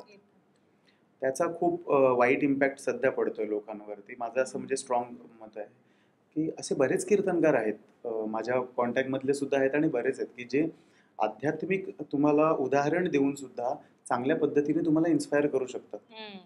जसे की बाबा महाराज सातारकर तर होऊनच गेले म्हणा. आमचे हांडे महाराज म्हणून एक आहेत पुण्याचे, वारिंगे महाराज म्हणून एक आहेत बदलापूरचे. आध्यात्मिक स्वरूपातच कीर्तन करणार ते, आणि त्यांचं जर त्यांच्या कीर्तनामध्ये माणसं हसत नाहीत किंवा त्यांना जोक हा भाग तिथे मिळत नाही अशातला भाग नाही. विनोद सुद्धा ते एक म्हणजे वारकरी संप्रदायाला अनुसरूनच विनोद करणार ते. त्या मर्यादेच्या बाहेर ते जाऊन विनोद करत नाहीत, पातळी नाही हा, त्यामुळे ते त्यांची पातळी सोडत नाहीत. त्यामुळे माझं म्हणजे असं माध्यमातून तरी माझी अशी रिक्वेस्ट असेल बऱ्याच लोकांना की तुम्ही उदाहरण जरी आपण कोणाचं घेतोय तर ते उदाहरण पण चांगल्याच लोकांचं घ्यावं ज्यांचा बेस पक्का असेल. असं बेसिकली कुणाकडून काय घ्यायचंय तुम्ही ठरवा, तो निर्णय तुम्ही घ्या. एक्झॅक्टली. काका बराच वेळ शांत आहेत, तुम्ही काय सांगाल? कारण ते सांगतायत, इनपुट्स देत आहेत मध्ये, पण तुम्ही कधीपासून आहात या ग्रुप बरोबर किंवा भजनाच्या एकूण प्रवासात? 2000 साली काम सुरू केलं मी, तेव्हापासून मला म्हणजे ट्रेनचा प्रवास सुरू झाला माझा. नंतर मग भजनाचा हा आवाज यायचा, आधीपासून आवड होती लहानपणापासून. मी पण वारकरी संप्रदाय जुन्नर मधला, तर आवड होती, खूप जायची इच्छा होती. नंतर मी लग्न झालं माझं, दिव्याला घराला राहायला गेलो. 3-4 महिने मी इतका वैतागलेलो प्रवासाला. जेव्हा नंतर मग आमच्या जे रूम मालक होते त्यांच्यावर जायचो, रिटर्न जायचो. तिथे ते ग्रुप सापडला, त्याच्यावर सुरू झालं. 4-5 महिन्यांनी म्हणजे 6-7 महिन्यांनी नंतर त्याच्यावर इतका जोडला गेलो मी. सुरतच करायला लावायची मला. गण घ्यायचो, रुपावलीवर घ्यायचो. आणि नंतर मग अविनाश आले आमच्या भजनामध्ये. अविनाश आले आणि सोनच नाही. खरं आहे ते, कारण मी या सगळ्यांकडून ऐकतेय ना, तर अविनाश मला खरंच म्हणजे मी कॉम्प्लिमेंट देईन तुला की तू सगळ्यांना खूप इन्फ्लुएन्स केला आणि चांगल्या मार्गाने म्हणजे ती दिशा दाखवून देण्याचं काम केलं. नाही, मला दिशा दाखवणारी दुसरी लोक चांगली भेटली, त्यामुळे मी ती म्हणजे मी तो फक्त कॅरी करतोय मार्ग. येस, शेवटी दिशा दाखवणारी माणसं चांगली मिळाली, एवढंच म्हणेन. तुम्ही छान उत्तरं दिलीत. एक आता आपलं क्विक 2 सेगमेंट आहेत, त्याच्यामध्ये मला अशी काही गमतीशीर तुमच्या व्हिडिओ खाली कधी कधी कमेंट्स येतात, त्याच्यावरती उत्तरं ऐकायचे. ओके, सो सुरू करूया आपलं पुढचं सेगमेंट, कमेंटवर कमेंट. तुम्ही इतके कमाल भजनं वगैरे करता, पण 4थ्या सीटवरनं भांडणं होतात का कधी तुमच्या डब्यांमध्ये? लोक उभी राहायला पण तयार असतात ना. अजिबात भजन ऐकायला मिळालं पाहिजे बस. हा, आणि हे एवढे मोठे मोठे, दुसरा प्रश्न, एवढे मोठे मोठे ग्रुप आहेत, ह्यांच्यामध्ये कधी भांडणं होतात का? अजूनपर्यंत तरी म्हणजे मला तरी नाही असं. आणि ग्रुपमध्ये आधीपासून येतात ना लेडीज वगैरे असेल ना कोण म्हणजे ओल्ड वुमन, त्यांना आम्ही पहिलं प्राधान्य देतो. तुम्ही पहिला फक्त आमचं म्हणजे काय, एक वाजपेयी असतो त्याला फक्त बसायला लागतं. एक जागा आहे, एक सीट भेटली ना बस, बाकी आम्ही सगळे उभे राहून बसलेला असेल ना, आम्ही समोरच्याला उठव, तुम्ही इकडे बसा, त्याला देताना जागा करून त्याला नाराज. असं होतं की रिटर्नला दुसरीच माणसं बसून येतात, पण आपण त्यांना सांगू शकत नाही की उठा भजन. फक्त एक जण कोणीतरी दुसऱ्या साईडला जाऊन बसा, कारण आमचा वाजपी तिथे बसायला पाहिजे. आमची असं डोंबली राहतात, ती डोंबली पण कल्याणला जातात. म्हणजे हा आमचं भजन इकडे जरा ऍडजस्ट करा प्लीज. ओके, आता तुम्ही म्हटलात की वाजपी असतो, टाळ, एवढे हे सगळं आपल्या बॅगा असतात ना कामाच्या, ते सगळं बाकीचं सामान वाद्य वगैरे घेऊन कसे चढतात ट्रेन मध्ये? ऍक्च्युली आमच्यावर जे दत्तप्रसाद भजन मंडळ सामान माझ्याकडेच असतं. मी दिव्यावरून रिटर्न जातो कोपर किंवा ठाकूरला, जेणेकरून भजन लवकर सुरू व्हावं. त्यामुळे ओके, म्हणजे असं त्याच्याने कधी काही कोणाला झालं नाही ना, एखाद्याला लागलाच फक्त गर्दी असते ना, आणि भरपूर गाडी कोणती असो, खोपोली असू दे किंवा कर्जत असू दे, ती दिव्यालाच खाली होती. ओके. अनेकदा ना व्हिडिओ खाली फरमाईशी असतात हा लोकांच्या, हो, म्हणजे हा. दादा आज सोमवार महादेवाचं गाणं हा, वगैरे हा. वगैरे वगैरे. तर तुम्ही कसं ठरवता की आज बाबा असं काही डायरी बनवली का शेड्यूल? नाही, नाही, नाही, असं काही नाही, असं काही नाही. मग कोण तसं काही कधी नसतं. कुठलं घेणार आहे हे कसं ठरतं? का ते आल्यावर तोंडातून जसा वार असेल निघालं. ना, वार वार वारानुसार वारानुसार ठरतं. वार कसे हम्म, आज शाकाहारी, हम्म, उद्या मांसाहारी, म्हणजे शुक्रवार कसा हा. मांसाहारी, हा. मग आपल्या कवाल्या, म्हणजे असं लोकांना वेगळं असं भेटलं पाहिजे. थोडस हा. म्हणजे तसं हटके, हम्म, म्हणजे आपला मंगळवार सोमवार हम्म, हे आपलं भक्ती मार्ग थोडस हम्म. चेंज लोकांना द्यायचं असं. हम्म. असं आणि म्हणजे हा वीकेंडला एकदम हा. दणदणीत. असं त्यांना पण ऐकायला शुक्रवारपासून थोडंसं गोंधळ झालो. मजा वाटली गोंधळ पाहिजे झालो ना. होतो. चेंजेस शुक्रवारी. हा, एक असा पण प्रश्न होता की ट्रेन व्यतिरिक्त तुमच्या सगळ्यांचं बॉन्डिंग कसं आहे, म्हणजे त्या प्रवासा व्यतिरिक्त भेटता का कधी असंच बाहेर, कधी कुठे हो, प्लॅन्स असतात ना, वगैरे? भजनं असतात ना. भजनाचेच असतात प्लॅन? भजनं असतात ना. भजनासाठी साधारणतः भेटतो आम्ही. जसं म्हणजे माझं भेट होते ना हो, हो. प्रवासाच्या व्यतिरिक्त. पिकनिक वगैरे नाही ना? नाही, का? आता काढायची पिकनिक जाते काढायची आता पिकनिक? काढायची. यांनी अरे वा. काढली तरी आम्ही आमची दोघं आषाढी नसतो. आषाढी वारीला वगैरे जाण्याचा काही प्लॅन? आता आम्हाला मला तरी म्हणजे पंढरपूर पर्यंत मी पोहोचू शकत नाही, तर मग मी शहाडला जाते. ओके. ठाण्याचा जो ग्रुप आहे त्या ग्रुपमध्ये 16 तारखेला जाणार, 17ला एकादश आहे ना, मग 16ला रात्री 9:30ला जाणार. दुसऱ्या दिवशी पहाटे 4 वाजताची पहिली ट्रेन पकडायची, हा. घरी यायचं, आंघोळ वगैरे करायचे, डबे बनवायचे आणि कामाला जायचं. अरे पण वा. तिकडे नाही तर मग इकडे तरी सेवा करायची, देव पण सगळीकडे करायची. आहे. हो, कुठे गेलं तरी. आषाढी वारीला पण एक पालखी काढतो ठाण्यावरून श्रेष्ठ शेष्टी हा. म्हणजे मोठे असतात. आपला फोटो त्याच्यात इथे मस्त सजवून ट्रेनमध्ये? पालखी. हो, बरं, ट्रेनमध्ये. हो. शेष्टी हा, आपल्या बऱ्याच तिला आणून ठिकाणी ठेवायची. चर्चगेटला पण भरपूर भजनं असतात, वाऱ्या येतात. आता इथे ठाण्यापासून CST ला ते- पण भजन स्टेशनवरती पण करतात. आषाढीला हो, ना, हो. त्या एकादशीला. व्यतिरिक्त दरवर्षी प्लॅटफॉर्मला ते पहिली आराम एकादशी जी असते ती कॉटन ग्रीन ते वडाळापर्यंत पायवारी पण पायवारी होते. असते. म्हणजे ओके. जानेवारी महिन्यातली पहिली एकादशी जी असते हा. त्यावेळी कॉटन ग्रीन ते वडाळा चालत पण वारी करतात. ओके. आणि मला ह्याला जोडून एक विचारायचं होतं की ट्रेनमध्ये ना, आता तुम्ही सगळे तर मराठी आहात आणि म्हणजे मराठी भाषिक आहात, हिंदी भाषिक पण असतात. आपली ट्रेन म्हणजे सगळं एकत्र आहे, भेळ आहे. हो. तर ते कधी साथ देतात का भजनात वगैरे? हो हो, बरीच ते माणसं आपोआप त्याच्यावर बदलत बरोबर जातं, ठीक आहे. मुखामधून ओढूनच जातं ते. जरी त्यांना जरी- म्हणजे हा. असं शब्द नाही, म्हणजे आता आपण मराठी ते हिंदी, त्यांना कधी कधी शब्द नाही आले तर ते फक्त अरे चाललंय, टाळ्या टाळ्या वाजवणार, वाजवतात. आमच्या मागे बघणार, असं म्हणजे धाक वाईफ लावून करणार शब्द पूर्ण असं. वाईब येतोच, करतात. हा, Gen Z. येतो. आणि चकवा वाजवायला येत असेल ना, ते वाजवणार चकवा. बोलायला आपल्याला जमत नाही, म्हणजे त्या लोकांना हा. नाही जमणार, पण ते चकवा वाजवतात त्या तालानुसार. मग तर असं कोणी आहे का तुमच्या ओळखीत की जे म्हणजे ज्यांना येत नव्हतं मराठी पण तुमच्या बरोबर राहून किंवा भजन माझ्या मंडळात ओळखीत आहे. काय सांगाल त्यांच्या? आपल्या इथे म्हणजे मी तरी विविध भाषिक लोक जी भजनामध्ये आहेत अशी बरीच लोक माझ्या ओळखीचे आहेत आता. जसं की सेंट्रल लाईनला एक राजपूत म्हणून महाराज आहेत ते, तर त्यांची मूळ भाषा ऍक्च्युली मराठी नाही आहे, त्यांची मूळ भाषा दुसरी आहे, हिंदी प्रेफर करतात ते ऑलमोस्ट. पण ते राजपूत असून सुद्धा ते मराठी अभंग गातात. इव्हन भजनाच्या स्पर्धांना सुद्धा तो माणूस बसलेला आहे. अरे वा. आणि वेस्टर्न लाईनला एक आमचे ओळखीचे आहेत, काशीद म्हणून त्यांचं सरनेम आहे. तर ते पण म्हणजे ऍक्च्युली हिंदी भाषिकच आहेत ते पण ते मराठीमध्येच संत तुकाराम महाराजांचे, ज्ञानेश्वरांचे हे 2 प्रेफरेबली ते अभंग गातात आणि ते पण भजनाच्या स्पर्धांना बसतात. अरे वा. बरेच लोक आहेत अशी. मेहता म्हणून एक अंकल आहेत इथं असं आमचे. ऐकलं 2-3 जण मुस्लिम बांधव पण आहेत काही. हा, बरेच जण आहेत. आता मेहता म्हणून एक अंकल आहेत आमच्या इथे, कल्याण साईडचेच आहेत, आमच्या भजनाच्या डब्यात असतात कधी कधी संध्याकाळी. डोंबिवली लोकलला मी ज्या भजनाला असतो त्याला. आता ते आहेत गुजराती, तर ते पण गुजरातीमध्ये गवळण गातील. हा. हा. आता म्हणजे असं नाहीये की हिंदी भाषा आहे तर त्याच्यामध्ये वारकरी संप्रदाय नाही, असं नाहीये. संत कबीरांचे अभंग सुद्धा आहेत हिंदीमध्ये. हम्म. ठीक आहे. आणि वरनं म्हणजे मीराबाईंचे अभंग जे आहेत ते पण तुम्ही घेऊ शकता, असं नाहीये. मग मीराबाईंची गवळण झाली, संत कबीरांचे दोहे झाले, ते सुद्धा अभंग ते लोक ते गातात. म्हणजे असं नाहीये की नाही गातात. वेगळ्या भाषेतली लोक सुद्धा बरेच अभंग गातात. आता बरीच लोक इन्स्पायर होतात त्या गोष्टी. अरे वा. ठीक आहे. आता सोशल मीडिया झालं तर तुमचं तर प्रचंड कौतुक होतं. म्हणजे प्रत्येक कमेंटमध्ये 300 कमेंट असतील तर 299 या कौतुकाच्याच असतात. एखादी असते कुठेतरी मिठाचा खडा. तर आपण त्या दोन्ही अनुभवांविषयी ऐकायचंय. तर आपलं पुढचं सेगमेंट त्याच्याकडे वळूयात. सुरू करूयात ट्रोलिंग ते स्क्रोलिंग. तुम्ही सगळ्यांनी आता गप्पांमध्ये चर्चेमध्ये पण अनेक कौतुकाच्या मुवमेंट सांगितल्या, तरी आठवणीत राहिल्या तशा एकत्रित जर 3 सांगायच्या झाल्या की तिथे ना खूपच भारी वाटलं, की म्हणजे भले ती दुसऱ्यांकडून आलेली कौतुकाची थाप असो किंवा स्वतःला खूप समाधानी वाटलं, अशी एखादी अशा काही क्षण? मी कमेंट जास्त वाचत नाही. मला जेव्हापासून काका म्हटले की अरे कमेंट वाचत जा कमेंट, मी तेव्हा वाचली. तर एक अशी कमेंट होती की अरे खरंच तुझे आई वडील धन्य आहेत की तुला त्यांना अशी मुलगी मिळाली म्हणून. आणि माझ्या गावाला एक आता यात्रा होती माझी, आमच्याकडे खूप फेमस असतं बैलगाडा शर्यत, तर ती यात्रा होती. तर ते एक दादा होते, माझ्याच भावकीतले होते, कणसे म्हणून. तर ते त्यांची बायको, नवीन नवीन लग्न झालं होतं, मुलगी होती त्यांना एक छोटी. ते म्हणतात मी यांना दरवेळेस म्हणते की अहो आपली मुलगी ना अशीच झाली पाहिजे, हिच्यासारखीच झाली पाहिजे असं. मग ते खूप भारी वाटलं, असं वेगळंच फील झालं असं. सदा काका तुम्ही काय सांगाल? तुम्हाला तर खूप कौतुक करतात. दुनिया कौतुक मॅम. काय माहितीये का, आता हा देव पावला गेला ना मॅम, तर माझी मिसेस मला बोलते आपण खंडोबाला जायचं.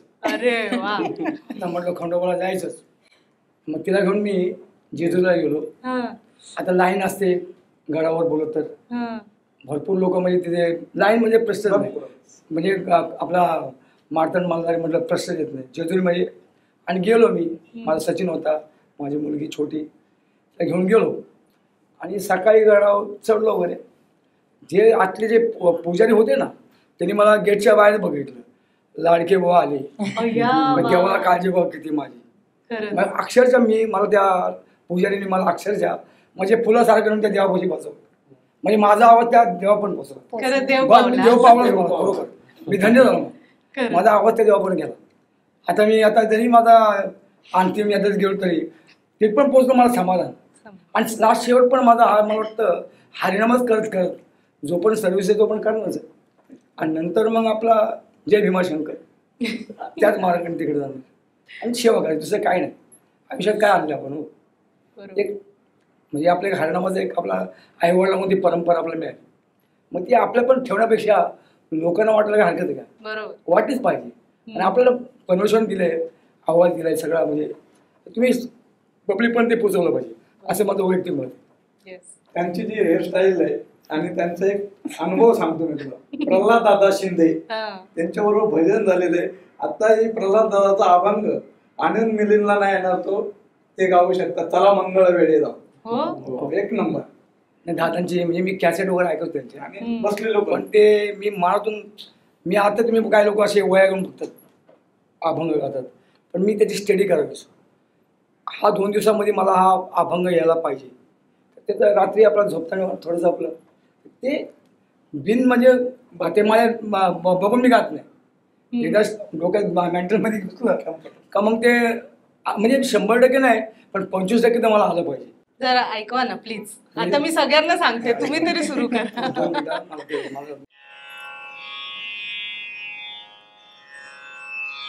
हे दादांचं गीत आहे.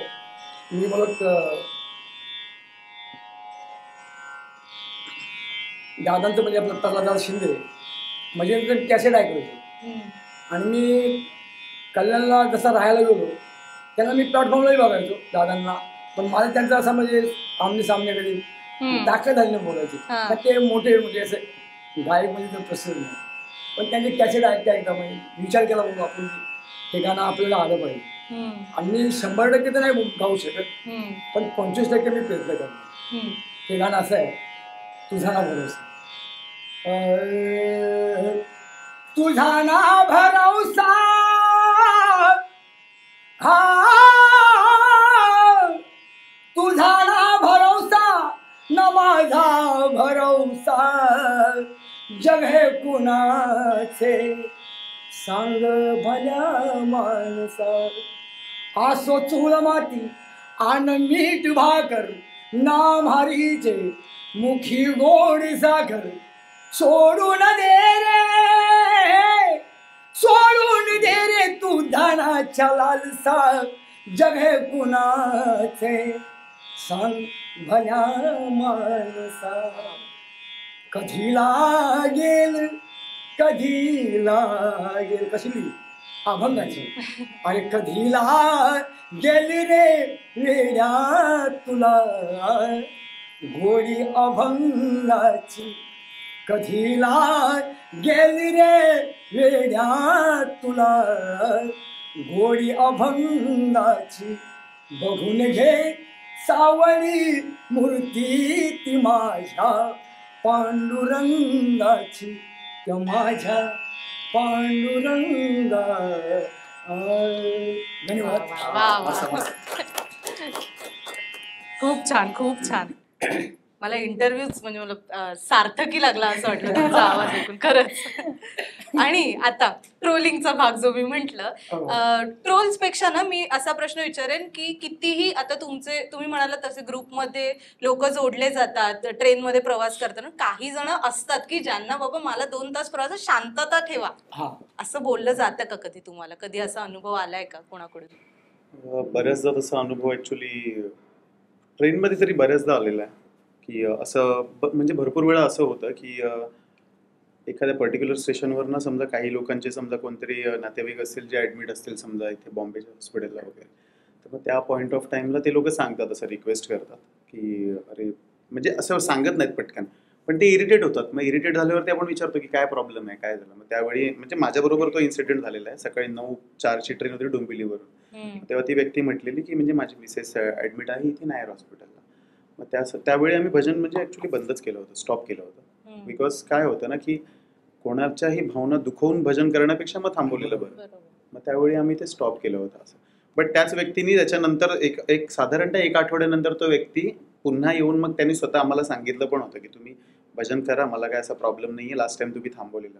म्हणजे आवर्जून त्यांनी मला सांगितलेलं की म्हणजे तुम्ही करू शकता भजन, मला काय असा प्रॉब्लेम नाहीये. त्यावेळी आवाज जास्त होता आणि मी इरिटेट होतो, त्यामुळे मी असं बोलून गेलो. त्यामुळे असे अनुभव बऱ्याचदा येतात की म्हणजे जेव्हा तुम्ही अंडरस्टँड करू शकत नाही. बट त्यावेळी मी असं सांगेन की आपल्या सगळ्या भजनी मंडळांना सुद्धा की अशी जर सिच्युएशन तुमच्यापर्यंत आली तर त्याला प्रेमाने हाताळण्याचाच प्रयत्न करावा साधारणतः. बिकॉज काय होतं की आपण काही वेळा भजनाच्या आवेशामध्ये बोलून जातो की नाही आम्ही भजनात आहे, आम्ही भजन करणार, आम्ही मराठी आहोत, आम्ही काही करू, आम्ही म्हणजे आम्हाला माहिती आहे, आम्हाला अधिकार आहे, असं तसं. बट त्याच्याने काही सेन्स होत नाही. समोरचा माणूस सुद्धा मराठीच असू शकतो.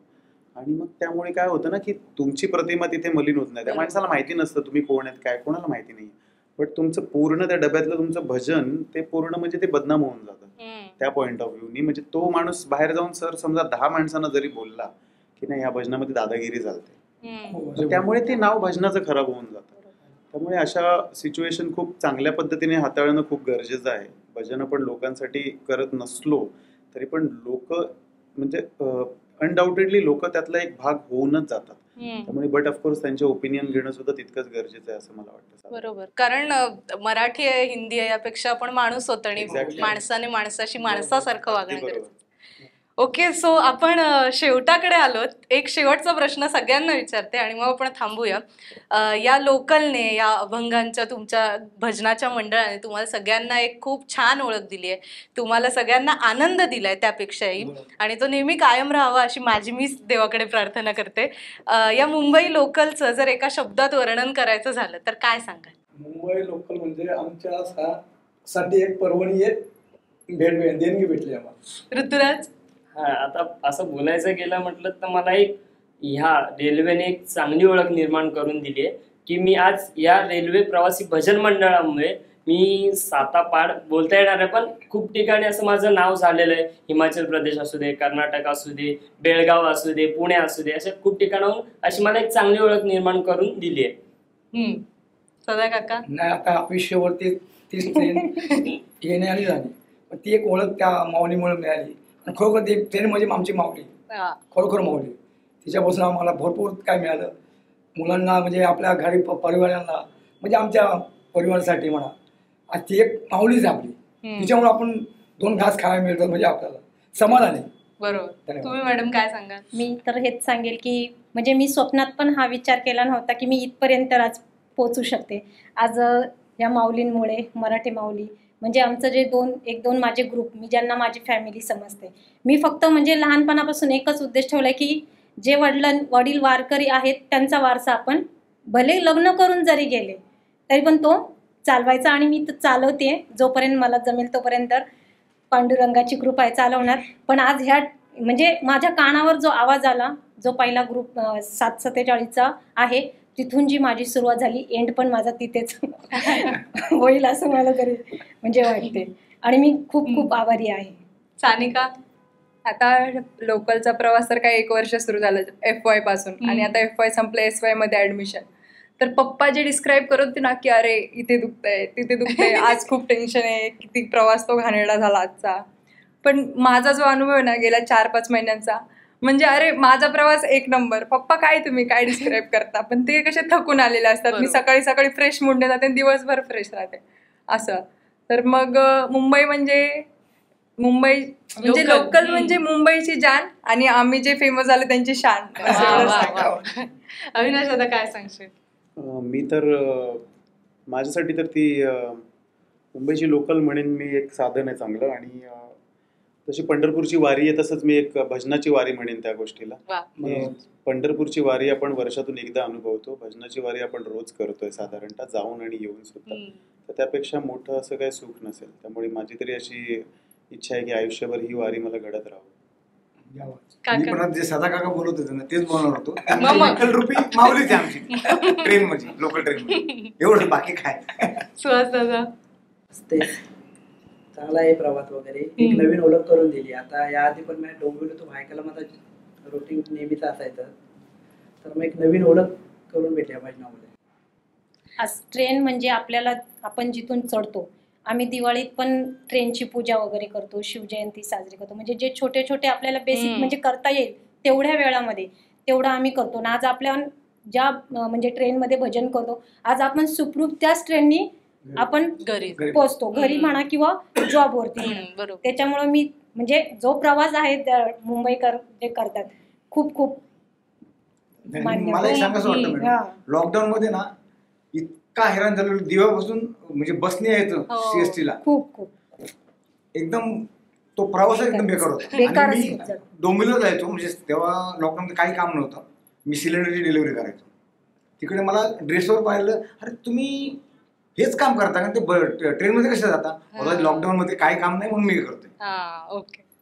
म्हणजे खऱ्या अर्थाने म्हणायला गेलं तर मुंबई लोकल आपल्या सगळ्यांची जीवनदायी. येस. तर याच नोटवर आपण थांबूयात. आणि खूप छान बोललात सगळे आणि भरभरून बोललात, त्यासाठी तुम्हा सगळ्यांचे खूप खूप आभार. बरं, बुधवारच्या दिवशी तुम्ही वेळ काढून आलात इथपर्यंत, त्यासाठी सुद्धा आभार. तुम्हाला सगळ्यांना मजा आली ना? बरे विचारले ना प्रश्न? लोकसत्ताने जे काही आम्हाला प्लॅटफॉर्म दिला इथपर्यंत येण्याचा, त्याबद्दल लोकसत्ताचा आम्ही सर्व भजन मंडळ अत्यंत आभारी. तर हा होता मुंबई लोकल मधला भजन मंडळाचा एक भन्नाट ग्रुप. खरे इन्फ्लुएन्सर काय असतात ते या चर्चेतून मला तरी समजले.